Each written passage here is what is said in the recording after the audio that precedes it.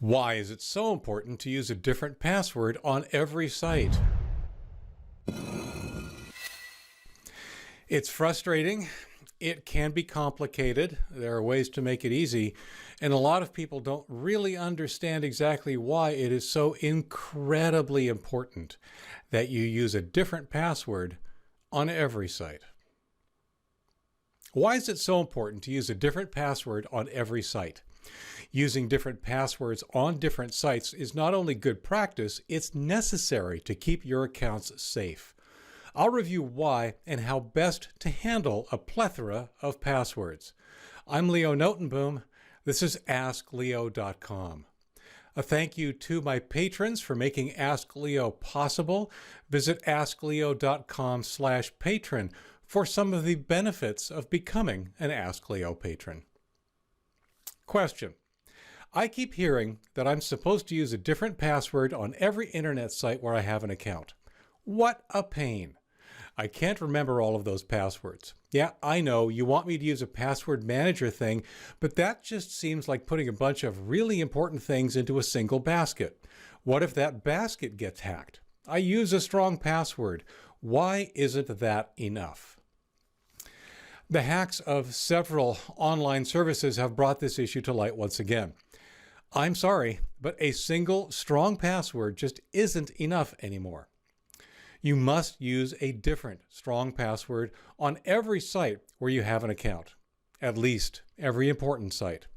And yes, you must devise a way to manage them all. Let me run down an example scenario that's a cause of all this emphasis on different passwords. The all too common scenario. The scenario I'm about to describe is very common. While the specifics won't apply to you exactly, conceptually it will illustrate what can happen. Let's say you have an account at some online service. I'll call it Service A. In addition, you have a Yahoo account because you used it years ago, a Google account because you now use Gmail and a number of other Google services, a Microsoft account because you have Windows, and we'll throw in a Dropbox account because you've been listening to me recommend it. You probably have other accounts I haven't listed here, but you get the idea. You have lots of accounts at a number of online services. You have a wonderfully strong password that you've memorized, 16 completely random characters. And you use that same wonderfully strong password for all those accounts. Here's how it can go horribly wrong. Anatomy of a hack. Service A has the best of intentions, but honestly they don't get security. Perhaps they store passwords in their database in plain text, allowing anyone with access to see them. They do that because it's easy, fast, and solves the problem quickly. They make the assumption that the database containing your password will be impenetrable. Hackers love it when site designers make assumptions like that because, of course, the assumption is wrong. One day, a hacker breaches Services A security and steals a copy of the user database. The hacker walks away with a database that contains the following information for every user: their login ID, the email address associated with the account, the password, or enough information from which the password can be determined, password hints, and security questions. They can log into your account on Service A. That may or may not be a big deal depending on exactly what Service A is and how you use it. But it opens a very dangerous door. It doesn't have to be a hack. It's important to understand that while this example centers around what we hear about in the news most often, the hack of an online service and the theft of their user database, it's certainly not limited to that. Essentially anything that could compromise your passwords brings you to this point. That includes sharing it with the wrong person, keyloggers and other malware sniffing your password as you type it in, improper use of an open Wi-Fi hotspot, and so on.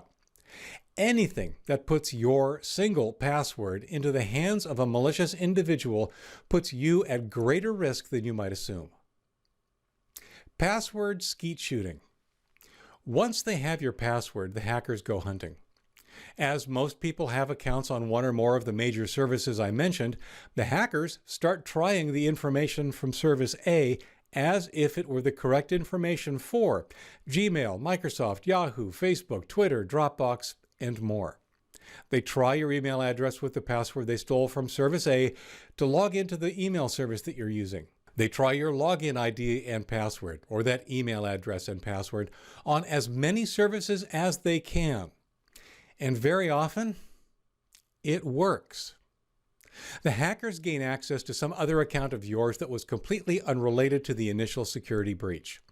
Unrelated, of course, except that you used the same password at both.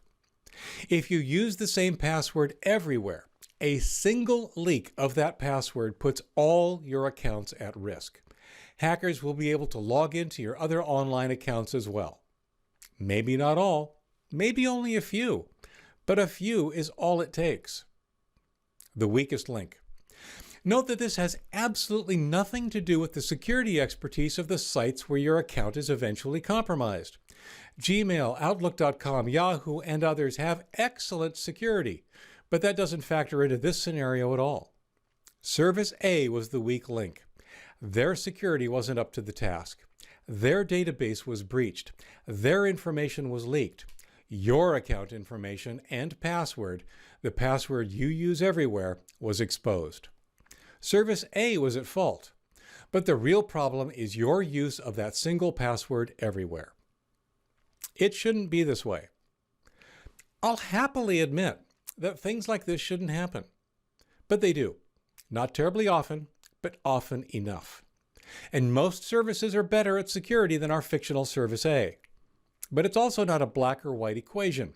Even large corporations, which either don't know any better or simply make a mistake, can put your information at risk.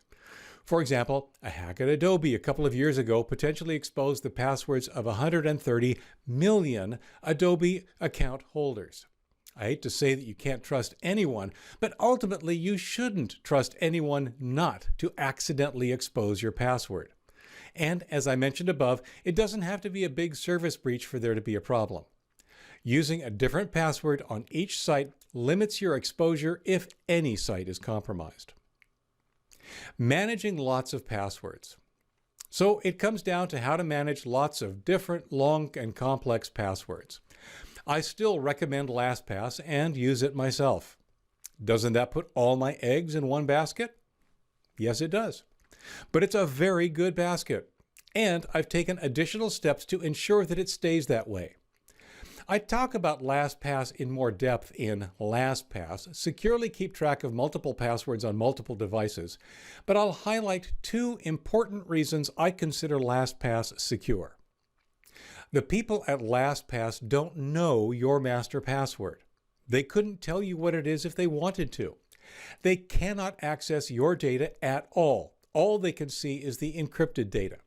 Even if a hacker were to somehow gain access to their databases, which has never happened, the hacker would also be unable to decrypt and view your information because LastPass does encryption right. Decryption happens locally on your machine, so the only thing ever transmitted between your computer and LastPass is the encrypted data. Of course, I use a strong password, but LastPass also supports two-factor authentication, and I've enabled it on my account. If you somehow got my master password, you'd still need my second factor in your possession to be able to unlock my LastPass vault. Ultimately, it's up to you. There are several password managers out there, but LastPass is the one I trust. The very short bottom line. My recommendation remains.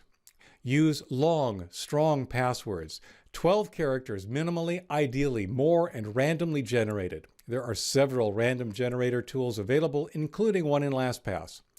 Alternately, and if allowed, use a passphrase of at least 4 words long, ideally with spaces. Use a different password for every login account you have. Every single one. Use a password manager like LastPass to keep track of them all for you. Use a strong password or passphrase on LastPass itself. Enable two-factor authentication on LastPass for additional security of that very important basket of information. For links related to this article or to leave a comment, visit askleo.com/ 11788. I'm Leo Notenboom. This is askleo.com. I hope you found that helpful. Thanks for watching.